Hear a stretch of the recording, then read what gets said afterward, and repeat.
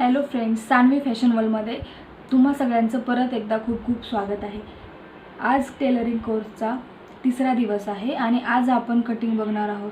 काल आपण कटिंग जिथे थांबवलं होतं तिथून पुढचं पेपर कटिंग आज आपण या व्हिडिओमध्ये बघणार आहोत। काल मी तुम्हाला मेजरमेंट टाकले होते। आपण इथे कमरेचं माप टाकलं होतं, इथे छातीचं माप टाकलं होतं, इथे आपण आर्म होल टाकला होता, इथे शोल्डर टाकला होता आणि सगळ्यात महत्त्वाचं म्हणजे गळारुंदी। गळारुंदी किती घ्यायची, जर डीप नेक असेल तर गळारुंदी किती घ्यायची ब्लाऊजसाठी। तर त्या व्हिडिओमध्ये कमेंट आली होती की गळारुंदी शोल्डर उतरतो तर गळारुंदी डीप नेक असेल तर गळा जास्त घ्यायचं, शोल्डर आणि आर्म होल जास्त घ्यायचं का। डीप नेक असेल तर कधीही आर्म होल आणि शोल्डर जास्त वाढून घ्यायचं नाही, कमीच घ्यायचं।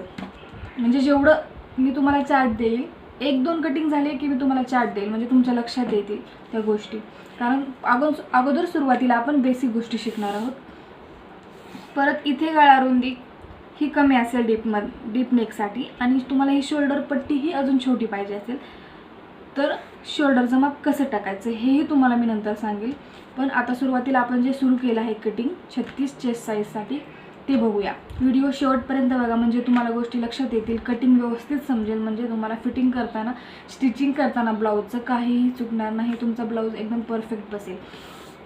आणि जेव्हा तुम्ही 2-3 मापासाठी कटिंग शिकताल तेव्हा तुम्ही कुठल्याही मापाचा ब्लाऊज कटिंग करून एकदम बिनधास्तपणे तो कटिंग करून शिवू शकता, तुम्हाला एकदम आरामात जमेल। त्यासाठी तुम्ही प्रत्येक व्हिडिओ बघा शेवटपर्यंत, कटिंग कसं केलं आहे तुम्हाला व्यवस्थित समजेल। एक दोनदा बघितलं की लगेच लक्षात येईल। चला मग सुरू करूया। इथे गळारुंदी घेतलेली होती आपण 2.25 इंच। त्या अगोदर मी ही मापं एकदा परत सांगते। आपण इथं पूर्ण उंची ब्लाऊजची होती 12.5 इंच, ती घेतली होती आपण 13.5 इंच आणि छातीचं माप होतं 36 इंच। 36 इंचाचा चौथा भाग घेतला होता 9 इंच, 1.5 इंच एक्स्ट्रा शिलाई मार्जिनसाठी ॲड केलं होतं। कंबर होती 29 इंच, त्याचं चौथा भाग घेतला होता आपण 7.25 इंच आणि 1 इंच पाठीमागच्या टक्ससाठी ॲड केलं होतं। हे ॲड करायचं। कटोरी ब्लाऊज तुम्ही कापत असताल किंवा कटिंग करत असताल कटोरी ब्लाऊजचं तर त्याच्यामध्ये हे 1 इंच पाठीमागच्या टक्ससाठी ॲड करायचं, कारण आपण पेपरचे डबल फोल्ड करून घेतलेलं आहे आणि 1.5 इंच इथेही शिलाई मार्जिन मी सोडलेलं आहे। आणि इथं मी गळारुंदी घेतली होती 2.25 इंच, 2.25 इंचच घ्यायची। जर माप जास्त असेल 38-40 तर त्यासाठी किती घ्यायची तेही मी तुम्हाला सांगेल। आता आपण या ब्लाऊजचं कटिंग बघूया। इथे 2.25 इंच गळारुंदी घेतलेली आहे, 5.5 इंचातून 2.25 इंच गळारुंदी घेतली आहे। तर इथे फ्रंट नेक आपण टाकणार होतो, फ्रंट नेकचं मार्किंगही आपण इथे 5.5 इंचावरती केलं होतं। फ्रंट नेक जास्तीत जास्त 6 इंचापर्यंत तुम्ही घेऊ शकता, त्यापेक्षा मोठा घेतला, उंची ब्लाऊजची जास्त असेल तर थोडा मोठा घेतला तरी चालेल, पण जर मोठा घेतला तर ब्लाऊजचे शोल्डर उतरण्याचे चान्सेस जास्त आहेत आणि इथं गळाही थोडासा मोठा होऊ शकतो, त्यामुळे 5.5 इंच हे ॲव्हरेज माप आहे। आता इथे 2.25 इंच ही गळारुंदी घेतलेली आहे आपण। इथे तुम्हाला जर इथेही 2.25 इंच गळा घेतला तर कसं छोटा येईल, असं थोडं खोलून येणार नाही, तर इथे त्यासाठी तुम्ही 2.5-3 इंच घेतलं तरीही चालेल। इथे आपण आता 2.25 इंच घेणार आहोत। आता इथे 2.25 इंच घेतलेले, हे तुम्ही 2.25 इंच घेऊ शकता, त्याच्यापेक्षा जास्त घेऊ नका कारण मग खूप मोठा होईल। इथे 2.25 इंच, इथे 2.25 इंच, तर हे जोडूया। इथे जे 2.25 आहेत ते 2.25 घेतलं तरीही चालेल, पण इथे थोडासा गळा आपण खोलून घेऊ बघणार आहोत। आता इथे गळ्याला राऊंड शेप द्यायचा आहे। तुम्हाला जर हा शेप देता येत नसेल, मी तर पेपर थोडा तिरका करून घेते म्हणजे तुमच्या लक्षात येईल। असं आपल्या हातावर व्यवस्थित करून असं हळूहळू असं आतमध्ये जास्त द्यायचा नाही, असं राऊंड शेप द्यायचा। इथे मी गळ्याला फ्रंट नेकला राऊंड शेप देऊन झालेला आहे। इथे आता आपण आर्म होल टाकणार आहोत। आता आर्म होल इथे कुठे टाकायचं ते मेजरमेंट मी सांगते। बॅक आर्म होलसाठी नेहमी इथे 2.25 इंचावरती मार्किंग करून घ्यायचं आणि फ्रंट आर्म होलसाठी 1.25 इंच, 1.25 इंच। एकदा एक कमेंट आली होती मला 1.25 इंच म्हणजे किती, 1.25 म्हणजे 1.25 इंच, 1.25 इंच म्हणजे 1.25 इंच इथे, तर हे 1.25 इंच आणि हे 2.25 इंच असं मार्किंग केलेलं आहे। तर हे तुम्ही कोणी तर जास्त घेतं 1.5 इंच, तर हे मार्किंग थोडं पुढे घेतलं आणि शोल्डर आर्म होल तुम्ही जर 5.5 इंचावरती घेतलेला असेल तर या मापासाठी, आणि इथलं हे जे आहे हे 1.5 इंच घेतलं तर इथे घोळ येऊ शकतो. हे लक्षात ठेवा. घोळ कशामुळे येतो, तुमचं शोल्डरचं माप थोडं जास्त झालं, आर्म होलचं माप थोडं जास्त किंवा कमी झालं आणि इथलंही माप तुम्ही वाढवलं तर पाठीमागच्या साईडला घोळ येऊ शकतो, आणि समोरच्या साईडचंही थोडं वाढवलं तर समोर घोळ येऊ शकतो इथे फ्रंटला. त्यासाठी हे 1.25 इंच आणि 1.25 इंच, 1.25 इंच आणि 1.25 इंच 2 माप अशी घ्यायची. आता इथे आपल्याला आर्म होलचा शेप द्यायचा आहे. आर्म होलचा शेप देताना इथून निम्म्यापासून इथं हे याच्या मध्यापासून पुढे देत जायचं. इथूनच असा सुरू नाही करायचं, इथून सुरू करायचं आणि इथंपर्यंतच द्यायचा, इथे पुढे द्यायचा नाही, कारण आपले हे शिलाई मार्जिन आहे. तर तो शेप कसा द्यायचा मी हाताने तुम्ही देऊ शकता, किंवा तुमच्याकडे फ्रेंच आर्म होल कर्व असेल तर त्या कर्वच्या साह्याने पण तुम्ही देऊ शकता, पण नसेल तर हातानेही खूप छान शेप देता येतो. इथे मी तुम्हाला दाखवते. असा पेपर मी थोडा फिरवून घेतलेला आहे इकडे बघा, आणि इथे असा आर्म होलचा शेप हा असेल बॅकचा आर्म होल, आणि हा असेल फ्रंट पुढच्या बाजूचा आर्म होलचा. इथे थोडासा खड्डा येतो, तो शेप देते आता मी.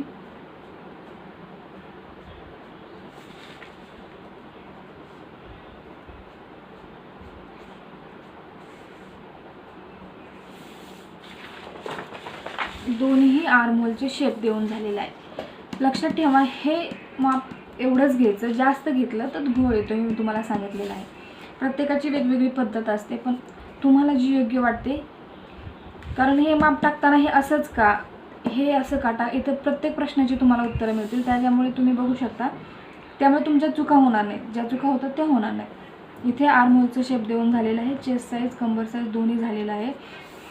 आता हे आपण हे दोन्ही एकत्र कापलेलं आहे आपण, फ्रंट साईड आणि बॅक साईड. आता आपण इथे कटोरीचं माप, मेन कटोरीचं माप टाकणार आहोत इथे. त्यासाठी इथे योकपट्टीचं माप टाकायचं अगोदर. एक पट्टीचं मेजरमेंट आपण योकपट्टी इथे 2.5 इंचाची घेणार आहे. 2.5 इंचाची योकपट्टी इथे मार्किंग करून घेतलेलं आहे मी.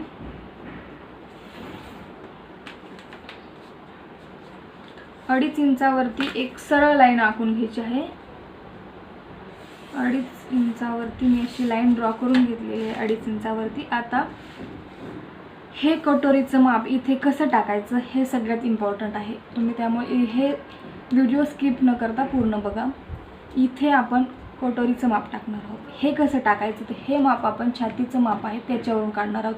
हीच पद्धत प्रत्येक मापासाठी तुम्ही वापरू शकता. म्हणजे तर 36 आहे, 36चा चौथा भाग येतो 9 इंच. इथं 9 इंच येते, हे 9 इंच लक्षात ठेवायचं. 9 इंचाचा तिसरा भाग, इथे 3 भाग असतात कटोरीचे, तुम्हाला बघितलं असेल तर लक्षात येईल. म्हणून कटोरीचा इथं 9 इंचाचा तिसरा भाग टाकायचा, तो जो येतो 3 इंच. इथं बरोबर 3 इंच टाकायचा आणि पुढं लगेच त्याच्या पुढे 3 इंचाला फक्त एक रेष कमी, ही जी आहे 3 इंच त्याला एक रेष कमी घ्यायची फक्त, तेवढंच माप पुढे टाकायचं.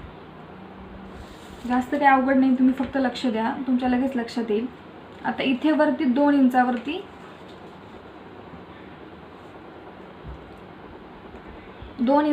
वरती इथे आणि इथे वरती 2 इंच.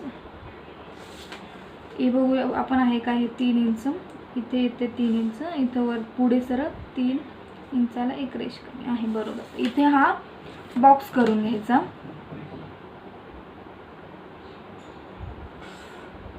या 2 इंचावरती जास्त काही केलेलं नाही आपण. इथं 3 इंचावरती जो 9 इंचाचा तिसरा भाग आहे, 3 इंचावरती एक मार्किंग केलं, 3 इंचाला एक रेष कमी. हा फक्त बॉक्स आखून घ्यायचा. तुम्हाला कटोरीचा शेप व्यवस्थित येईल आणि हीच पद्धत सगळ्या मापासाठी तुम्ही ठेवायची आहे.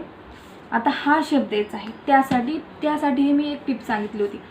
हा शेप बऱ्याच जणांना शेप देता येत नाही, इकडनं जातो किंवा असा इकडनं येतो, कुठून द्यायचा नक्की ते कळत नाही कोणाला. त्याच्यासाठी आपण इथे एक सांगितली होती मी ट्रिक येते ती, म्हणजे इथून खाली 1.5 इंच, जिथे मी वरती पेपर ठेवलेला आहे तिथून खाली 1.5 इंचावर पासून या टोकाला दुसऱ्या साईडच्या या बॉक्सच्या एका कॉर्नरवरती एक सरळ लाईन ड्रॉ करून घ्यायची.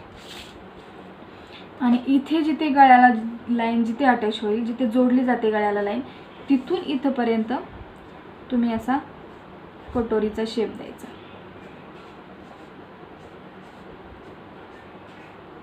हे बघा, एकदम परफेक्ट असा कटोरीचा शेप आलेला आहे. कटोरीचं मापही टाकून झालेलं. हा आपला टक्स पॉईंट असेल. हे बघा 8.25 इंचावरती म्हणजे 9 इंचावरती आपला टक्स पॉईंट येतो. हे 2 इंचाचं तुम्हाला कळत नसेल तर हे टक्स पॉईंटचं माप अजून ॲडव्हान्स पद्धतीने कसं टाकायचं हे तुम्हाला मी नंतर कटिंगमध्ये सांगेल. आता ही पद्धत तुम्ही बेसिक ज्यांना शिकायचं आहे, नवीन शिकणारे आहात, तर तुम्ही ही पद्धत लक्षात ठेवा. फक्त जसं जसं तुम्हाला येत जाईल तसं तसं तुम्हाला नवीन गोष्टीही शिकवल्या जातील. आता इथे आपण कटोरी अजून वाढून घेणार आहे. त्याच्यामध्ये एकदम व्यवस्थित 9 इंचावरती आपला टक्स पॉईंट येईल आणि कटोरी एकदम व्यवस्थित बसेल. ही कटोरी मोठी होणार नाही. आता ही आपली योगपट्टी ते इकडे तिरकी असते, तुमच्या लक्षात येत असेल. इथे तिरकी असते, त्यासाठी इथे वरती 1 इंचावरती मार्किंग करून घ्यायचं आहे आणि इथे असा तिरका शेप द्यायचा आहे क्रॉसमध्ये. इथंपर्यंतच द्यायचा फक्त तो शेप. ही आपली योगपट्टी तिरकी झाली. सगळी माप आपलेली झालेली आहेत. आता आपण ह्या दोन्ही साईड सेपरेट करून घेऊ. ही आपली बॅक साईड असेल. फक्त इथे आता आपण हे दोन्ही मार्किंग करून घ्यायचे आहेत. इथे आर्महोलचं शोल्डर, इथे आर्महोल टाकलं आहे आणि इथे गळा रुंदी. हे दोन्ही मापाचे मार्किंग करून घेतलेले आहेत. हे कटिंग करून घेऊया आपण ब्लाऊजचे. तुम्हाला काही अडचण असेल तर कमेंटमध्ये लिहा. कमेंटमध्ये लिहून कळवा, म्हणजे तुम्हाला तुमच्या सगळ्या प्रश्नांची उत्तर देण्याचा प्रयत्न करेन मी. इथे कटिंग करून घेऊया आपण.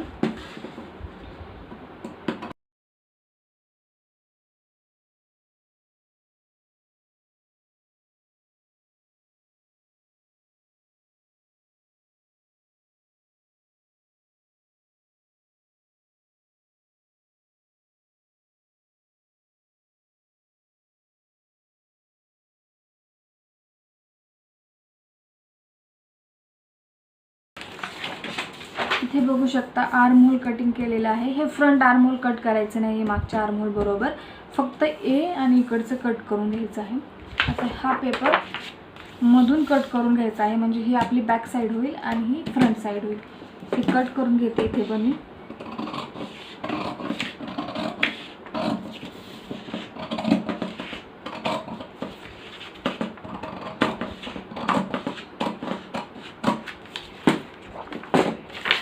आता ही आपली बॅक साईड असेल. अगोदर मी बॅक साईडचं एक्सप्लेन करून सांगते. ही बॅक साईड झालेली आहे आपली.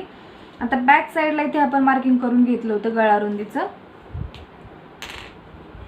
गळा रुंदी 2.25 होती, ती आहे तशी. इथून खाली आता तुम्हाला जेवढा नेक पाहिजे तसा टाकायचा. आपण नेक कसा टाकायचा मी तुम्हाला सांगितलं होतं. नेकचं माप कसं घ्यायचं, इथून माप घेतलं होतं आपण नेकचं, पाठीमागच्या नेकचं. मागचा गळा आपण काउंट केला होता, तो होता 4 इंच आहे. तसं मेजरमेंट टाकायचं, फक्त त्यात 1.5 इंच ॲड करायचं. 4चा आहे ते 4.25 इंच घ्यायचा गळा तो, कारण इथे आपल्या शिलाईमध्ये ते जाणार आहे. 4.25 इंचावरती मार्किंग करून घेतलेलं आहे. असाही टाकू शकता, तुम्हाला पाहिजे तसा गळा टाकू शकता इथे वरती. फक्त मी मोजताना तुम्हाला हे तर सोपं जाईल म्हणून ही मोजण्याची पद्धत सांगितली होती. तर गळा असेल तुमचा इथे 9 इंच येतो वरतून, तसाही तुम्ही गळा टाकू शकता. आता इथे 2.25 आहे, पण इथं 2.25 टाकलं तर गळा तुमचा असा पाठीमागे एकदम छोटासा होईल. पण असं तुम्हाला असं खोलून गळा पाहिजे असेल तर इथे तुम्ही वाढवायचं. हे माप 3.25 इंच घ्यायचं. परत इथे 3.25 इंचावरती मार्किंग करून घ्यायचं. पट्टी आहे तुमच्याकडे, जे स्केल असेल त्याने अशा लाईन ड्रॉ करून घ्यायच्या.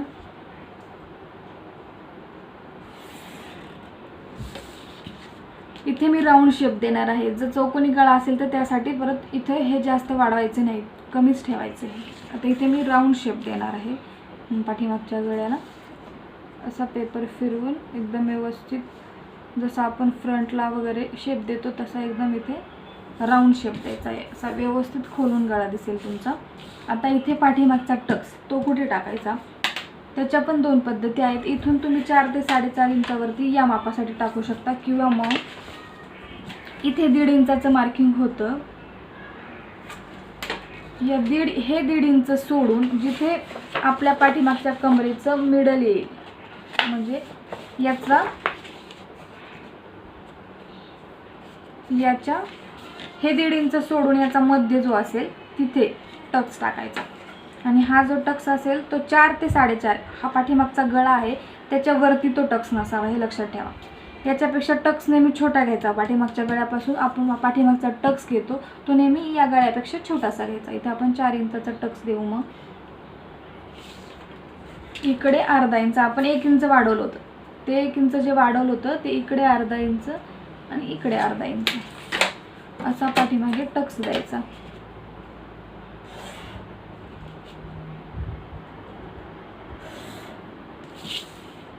हा पाठीमागचा टक्स येईल. इथे 1.5 इंचावरती बरोबर हे शिलाई मार्जिन असेल. हा आपला बॅक साईड झालेली आहे, तर ही साईडला ठेवून घेऊ. आता आपण फ्रंट साईडचं कटिंग परत बघू. फ्रंट साईड आहे. आता हे कटिंग आणि हे कटिंग आपण करून घेऊयात. त्याचबरोबर आर्महोलही कट करून घ्यायचा आहे. योकपट्टी आणि कटोरी सेपरेट करून घ्यायची.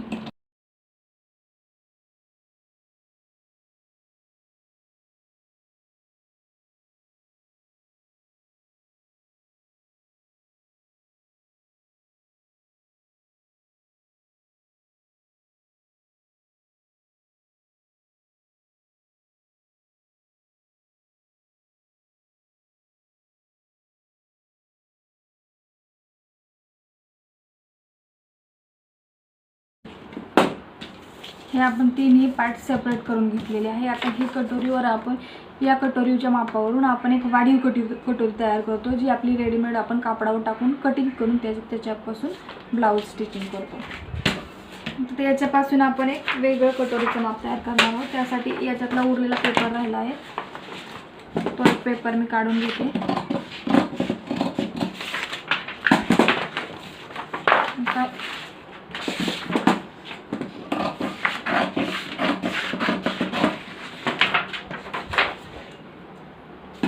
बघा इथे माझ्याकडे हा पेपर आहे. आता हा पेपर असा ह्याच्यावरतीच तिरकं ठेवायचा आहे. इकडे आणि इकडे आपल्याला माप वाढवता येईल, अंतर वाढवता येईल असं ठेवायचं आहे.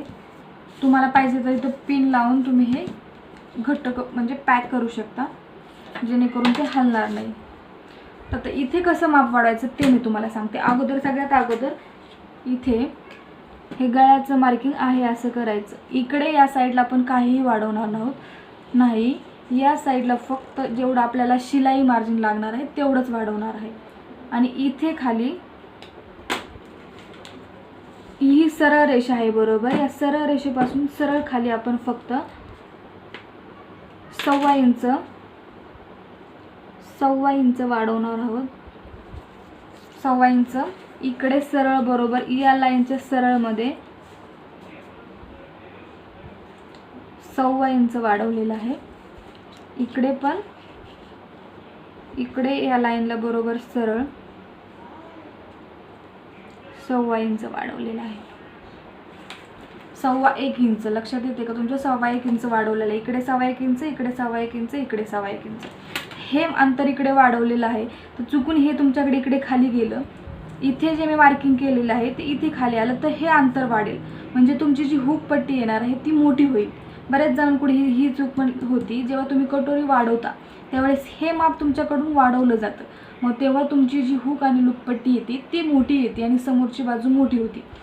आता समोरची बाजू मोठी होण्याचीही अजून 2-3 कारणे. योकपट्टीमध्ये किती वाढवतो तेही तुम्हाला मी स्टिचिंग करताना सांगेल की का वाढते समोरची बाजू. आता ह्या जे आहे गोष्टी या जोडून इथून ही लाईन अशी सरळ जोडायची आहे, इथून ही सरळ जोडायची आहे आणि इथून असा शेप द्यायचा आहे. हे मी काढून घेते. इथे ही लाईन सरळ जोडायची आहे, ही इथे सरळ जोडायची आहे, ही इकडे सरळ जोडायची आहे आणि हा शेप असा द्यायचा आहे. वाटलं तर हे तुम्ही असं ठेवू शकता. माझी प्रॅक्टिस आहे त्याच्यामुळे मी देऊ शकते. पण तुम्हाला जर शेप देताना काही प्रॉब्लेम येणार असेल तर तुम्ही हा पेपर असाच ठेवून शेप देऊ शकता.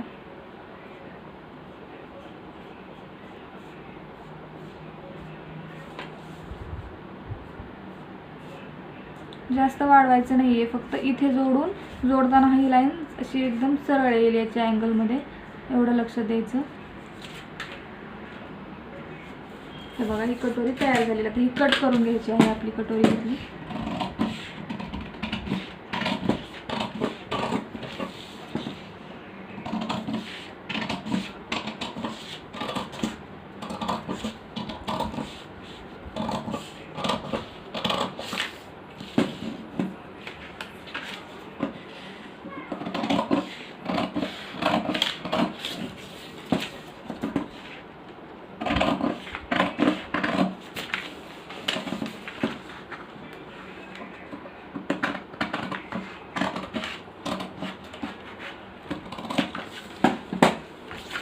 हे बघा, आता इथे जेव्हा आपण हे कापडावर टाकू आणि आपल्याला इथे आता हा टक्स द्यायचा आहे, तर हा टक्स कुठे येईल ते मी सांगते तुम्हाला. इथं असं हे जॉईंट करायचं आहे आणि इथे आपण किती माप घेतलं होतं 3 इंच, ते 3 इंच माप सोडून हे 3 इंच घ्यायचं आहे, इथे सोडायचं. हे 3 इंच सोडून इथे एक मार्किंग करायचं आहे आणि वरती 2 इंचावरती इथे वरती 2 इंच घ्यायचं आहे. 2 ते 2.25 घेऊ शकता तुम्ही, जास्त 2.25 पेक्षा जास्त घ्यायचं नाही, टक्स वरती जाईल जास्त. इथे मी 2.25 इंच घेते.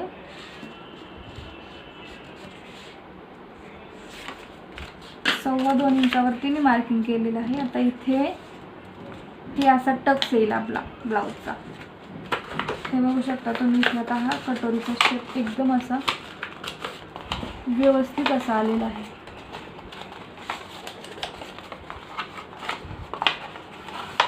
तुम्ही बघू शकता इथे किती छान परफेक्ट असा पफ आलेला आहे. आणि हा टक्स आहे जो हा मिडल, हा आपला इथून थोडा साईडला येतो. बऱ्याच जणांची इथे एक मिस्टेक होती जेव्हा आपण कटोरी ब्लाऊज तयार करतो किंवा हे वाढीव कटोरी तयार करतो. हा जो टक्स पॉईंट येतो तो हा हुक पट्टीच्या एका बाजूला येतो, सेंटरला येत नाही, हा एका साईडला येतो, इकडे जवळ येतो जास्त. तर अशा पद्धतीने तुम्ही कट केलं तर तीही चूक तुमची होणार नाही. हे अशा पद्धतीने कट करून तुम्ही बघा, एकदम व्यवस्थित बसेल. आता हे आपले कटिंग झालेले आहे कटोरी ब्लाऊजचे.